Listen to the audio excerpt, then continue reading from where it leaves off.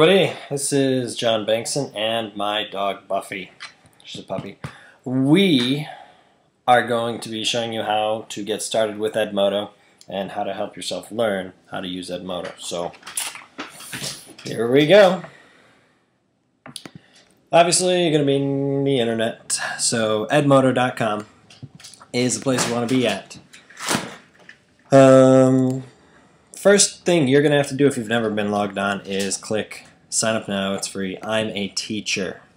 Create your username, your password, and whatever your email is, title, first name, last name. Okay. That's going to land you at a page that looks a whole lot like this. Once you get logged on, that's exactly the page you'll be at. First thing you need to do is create a group. I believe when you first make your page, it automatically starts you off here. But if it doesn't, you just go to groups on the left here and click create. So your group name, this would be an activity or your class name. I'm going to call this physics. And maybe I don't want my students to be able to post right away until they learn how it works. So I'll click all new members to read only. My physics class is 12th through 10th grade. And I'll choose a subject area and more specific subject and create. Now it'll say you've created your class and the join code is whatever that tells you. Now your kids will need that code in order to join your class specifically. So I'm going to pull up a different browser real quick and go back to Edmodo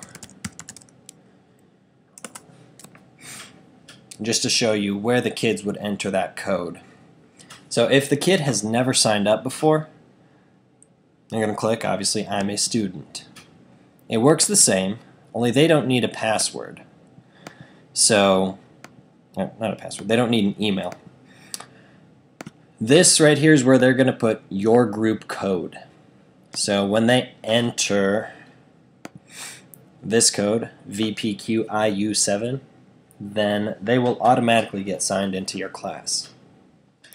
However, if the kid already has an Edmodo account, they would go over to groups, join, and then enter whatever the code was.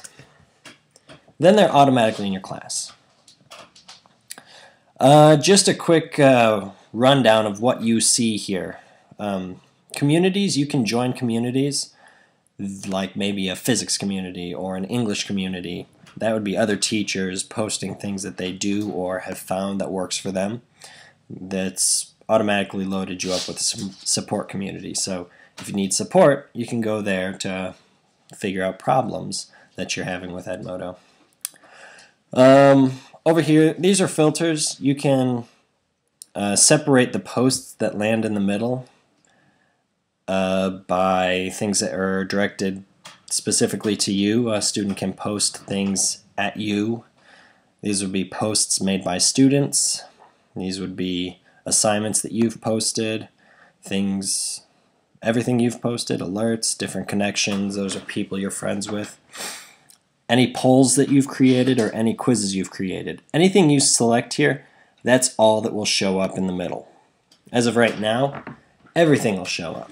So the middle, here's where you can post things to your students. Just like a status update for Facebook, you can post something here. Hello class, welcome. You can attach a file to it. Any file works. A link to another website or something from your library. A library is a place where you, up here, where you can post, store files and links. And here you can select who to send it to. I can send it to just physics if I want. How about we go ahead and create another class, because most teachers have more than one class. So I'd go to create, and we'll call this class ICP. and 10th grade, subject area, science, and then I'll just go all for now. And again, this is a new class I just created, so it gives me a different group code. By the way, if you lose your group code, you can click on the class, and at the top right, it gives you the group code. You can reset it by clicking on the arrow. So back to this part. If I'm saying hello class, I need to type who to send it to. All groups, if I start typing all, that'll go to all my groups. So all my classes would receive this message. If I want to do it just for physics, I start typing physics and it comes up. If I want to post just ICP, then that's who would get it. Now, for notes, you can post a note to anybody you want to, but when it comes to assignments, today's work, maybe it's chapter 3 review questions.